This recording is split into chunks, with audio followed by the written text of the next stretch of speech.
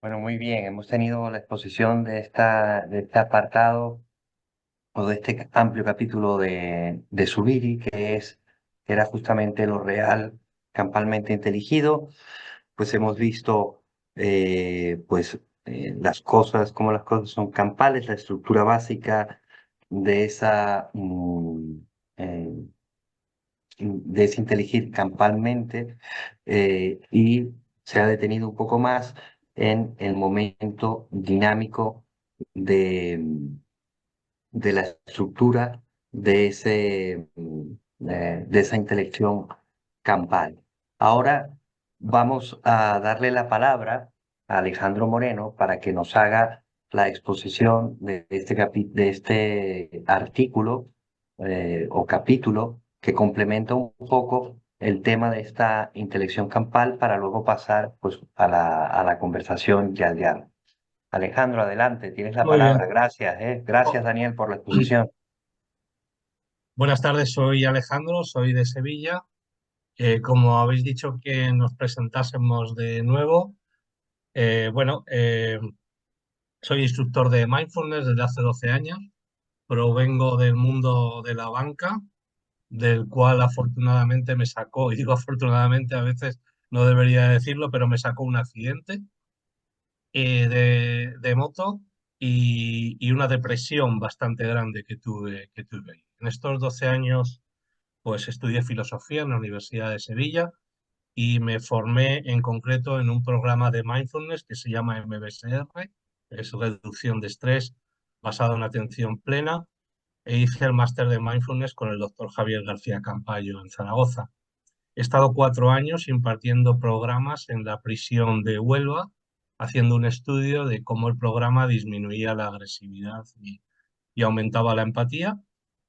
Eh, Hice con los internos un cortometraje que ha ganado un premio en el Festival de Cine de Daroca y el año pasado quedó finalista en el Festival de Cine de Salud Mental de Sevilla. Bueno, y sin más vamos a intentar explicar. He entendido algunas cosas de las que voy a intentar explicar gracias a Daniel, o sea que no has estado nada, has estado brillante para mí. Bueno, voy a ver si puedo compartir la pantalla. Yo creo que sí. Vale, perfecto. Se ve bien, ¿verdad? Se ve bien. Vale. Bueno, la traducción de este artículo es la carga teórica de la percepción o sobre la probabilidad de una percepción neutra. Me gustaría primero explicar un poco o dar unos rasgos biográficos de la persona que ha hecho este ensayo, que es Atanasio Raftapoulos, que es profesor de la Universidad de Chipre, especialista en epistemología y filosofía de la mente, y es experto en la intersección de la cognición y la percepción, y ha realizado muchas investigaciones sobre este tema.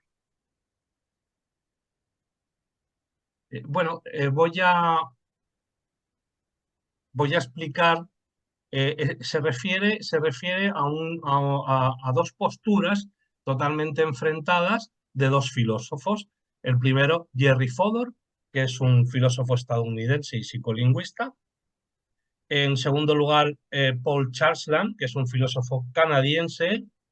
Son dos posturas enfrentadas sobre la penetrabilidad de la mente y bueno, y daremos una serie de definiciones y demás. Hablaremos también sobre un experimento sobre cifras ambiguas y sobre la plasticidad del cerebro, el innatismo y la modularidad. Bueno, como os decía, es el ensayo sobre las posturas de Fodor que defiende la impenetrabilidad de la mente, y la de Charsland enfrentada con la anterior, dado que se postula como defensor de la plasticidad del cerebro.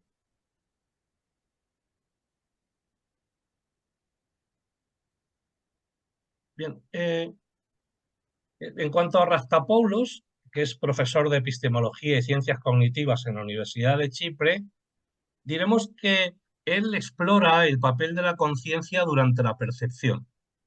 Según él, la conciencia desempeña un papel crucial en el sistema de visión temprana. Aunque gran parte de la percepción ocurre de manera inconsciente, la conciencia está relacionada con los procesos de síntesis de contenidos perceptivos. Estamos hablando ahora del autor del ensayo. Él también dice que la relación entre cognición y percepción es muy estrecha. La percepción implica adquirir información del mundo externo a través de los sentidos, mientras que la cognición se refiere al procesamiento de esa información. Rastapoulos sostiene que aunque los estados cognitivos no determinan cómo percibimos una escena visual, la conciencia es parte de la cognición y puede influir en la percepción visual. Él dice que como percibimos el mundo que nos rodea, o sea, cómo percibimos el mundo que nos rodea y cómo la conciencia influye en este proceso.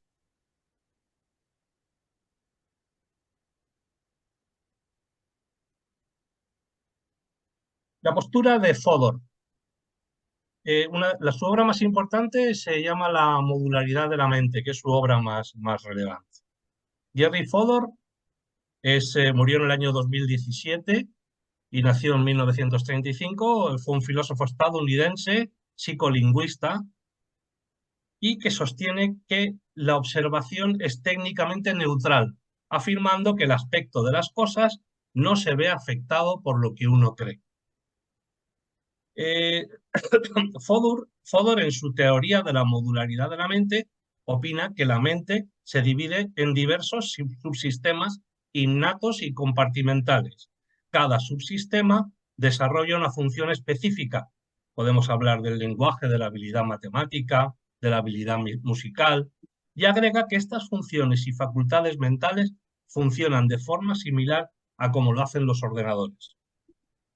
También sostiene que los módulos perceptivos, los sistemas de entrada, tienen una arquitectura neuronal fija y no tienen acceso a nuestros estados mentales o creencias teóricas. Para él, la percepción es inexpugnable por estados cognitivos superiores, no los deseos, las creencias y las expectativas. Aquí Fodor habla de limitaciones, como fronteras. No se habla de un conocimiento específico sobre objetos específicos, estando esto integrado en nuestros sistemas de percepción. Este conocimiento implícito que dice Fodor no se puede anular. Charles Lamb. Charles Lamb es un filósofo canadiense que está considerado como uno de los principales estudiosos de la neurofilosofía y de la filosofía de la mente. Está considerado como un materialista eliminativo, los cuales creen que la conciencia es un epifenómeno de la función cerebral.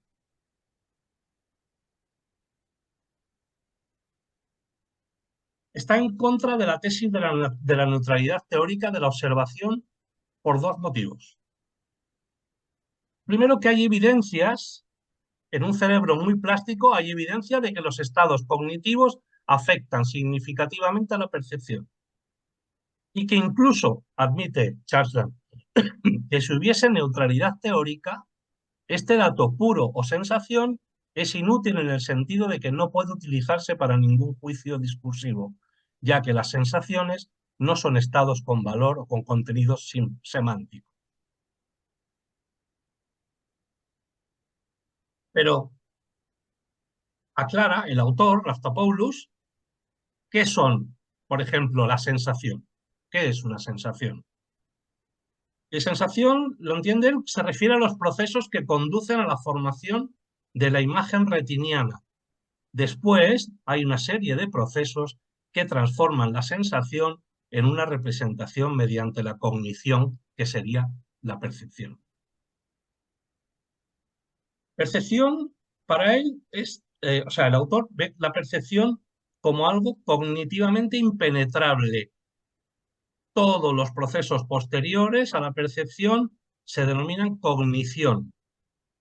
También tenemos la observación, que da como resultado el reconocimiento y la identificación de objetos. Esta identificación sí, según Rastapoulos, es cognitivamente penetrada por información de arriba abajo procedente de centros cognitivos superiores, utilizando información almacenada en circuitos mnemotécnicos.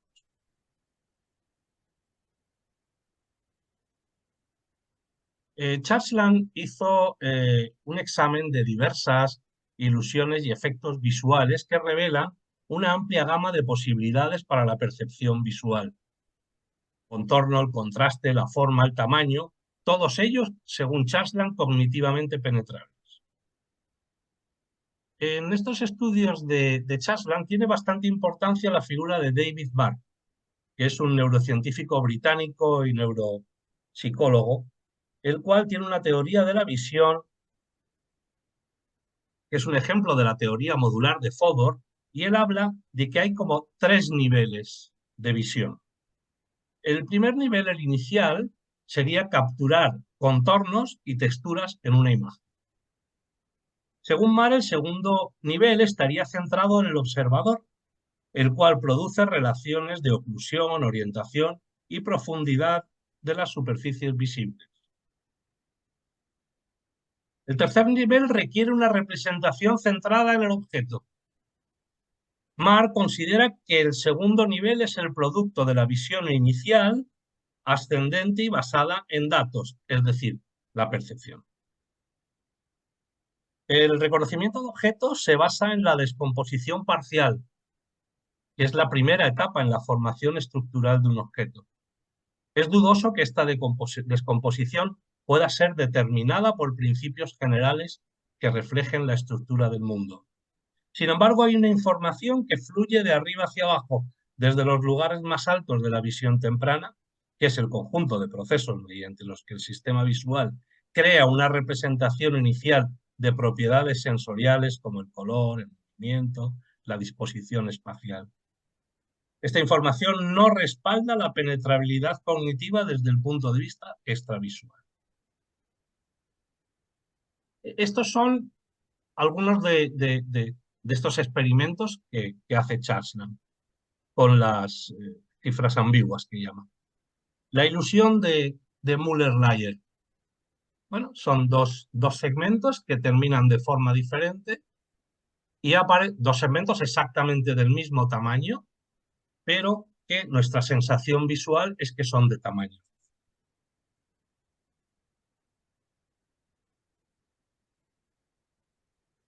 Fodor es consciente de la influencia del contexto para resolver ciertas ambigüedades.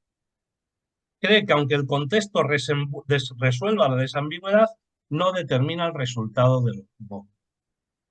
El módulo propone todos los análisis posibles de lo que hemos visto y los procesos de nivel superior determinan qué interpretación es aceptable.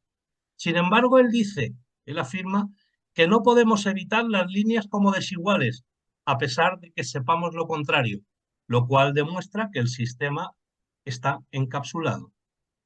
Por mucho que sepamos que son iguales, las percibimos como desiguales. Churchland sostiene que los procesos de arriba hacia abajo afectan el procesamiento perceptual. Sostiene que las restricciones operativas que se aplican a la proyección de objetos tridimensionales en 2 dimensiones nos engañan haciéndonos ver las líneas con diferente longitud. Afirma que esta ilusión es el resultado del aprendizaje de la experiencia, lo que demuestra la penetrabilidad cognitiva de la percepción. Es decir, que es nuestra experiencia la que nos hace ver las líneas como diferentes. Hay otro bastante interesante, que es esta figura pato-conejo. Depende de dónde fijemos nuestra atención, será un pato o será un conejo. Por ejemplo, Fodor sostiene que aunque cambiemos nuestras suposiciones y que creamos que es un pato, que eso no nos ayuda como tal. Los estudios con figuras ambiguas sugieren que ver un pato o ver un conejo depende de dónde se centra la atención espacial en esta imagen.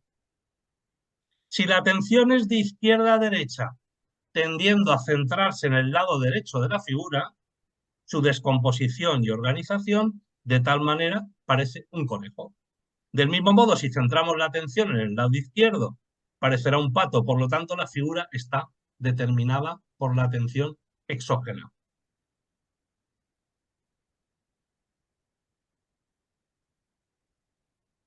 Churchland dice que hay una amplia gama de posibilidades de elementos centrales para la percepción visual: contorno, contraste, color, todos los cuales son cognitivamente penetrables. Dice que hay otras influencias también ahí.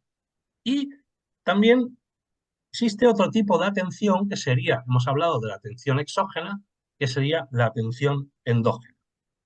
La atención endógena está relacionada con la memoria de trabajo.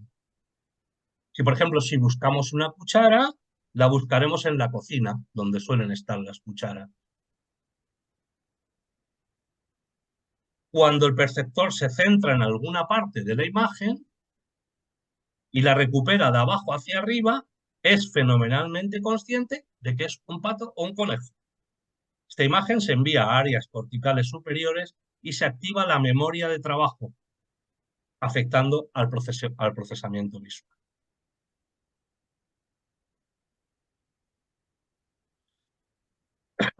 Hay un psicólogo de la Universidad de California, George Stratton, que realizó un experimento en 1896 colocándose un artilugio que hacía que las imágenes que veía se encontraban al revés.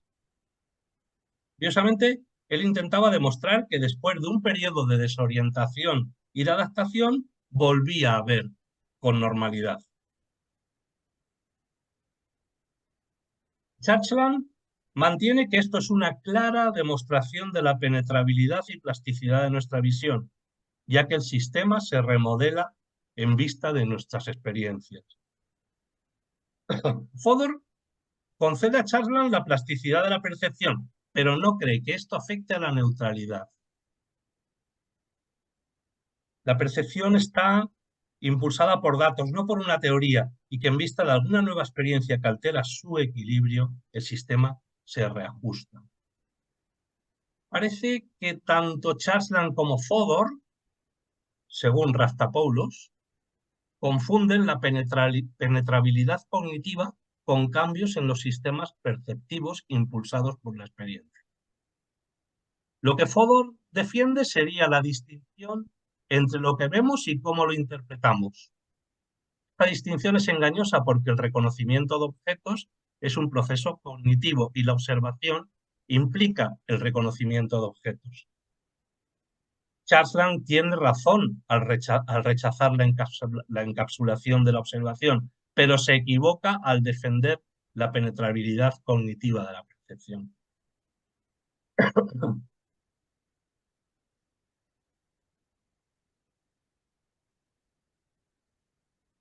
La plasticidad del cerebro, el innatismo y la modularidad, sobre esto Churchland argumenta contra la impenetrabilidad basándose en estudios neurocientíficos que sugieren la plasticidad de la corteza visual.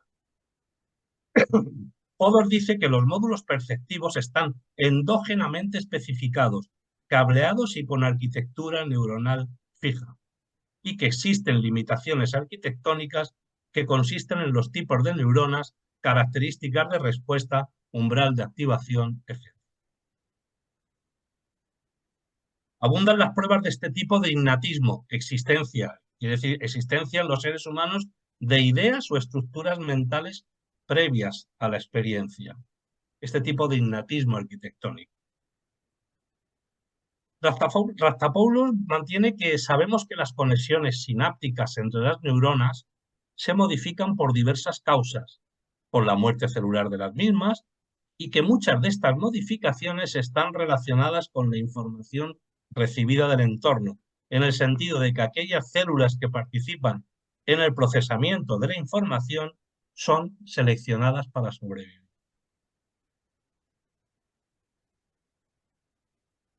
Conclusiones. Churchland tiene razón. No existen áreas de la corteza preespecificadas para una determinada función. Esta plasticidad es una propiedad básica de las operaciones neuronales. Pero el cerebro no es enteramente plástico. Que los sistemas sean plásticos no significa que sean penetrables.